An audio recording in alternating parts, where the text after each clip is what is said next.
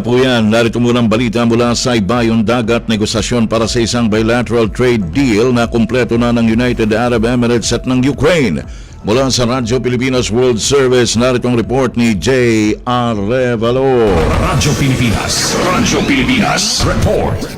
Nakumpleto na ng United Arab Emirates o UAE at bansang Ukraine ang pag-uusap para sa isang bilateral trade deal. Ito ay ayon sa joint statement na kanilang inilabas bago pa man ang formal na paglagdam nito. Sinabi rin sa pahayag na aalisin o babawasan ng Comprehensive Economic Partnership Agreement o CEPA ang mga taripa sa hanay ng mga produkto, mga hadlang sa kalakalan at papadaliin ang pag-access sa mga merkado mula sa magkabilang panig. Susuportahan din ng CEPA ang pagbawi ng Ukraine at muling pagtatayo ng mga pangunahing industriya at infrastruktura. Sinabi naman ni Tani Al-Sio, UAE Minister para sa Foreign Trade, na isang malaking hakbang para sa kanila ang magkaroon ng isa pang gateway sa Europa sa pamamagitan ng bansang Ukraine. Ayon pa kay Minister Siodi, ang pagdaragdag ng deal ay magbibigay daan sa mga kumpanya sa UAE na bumuo ng koneksyon sa European Union kapag sumali ang Ukraine sa bloc. Mula sa RP World Service, ito si J.R. Revalo para sa Radyo Pilipinas.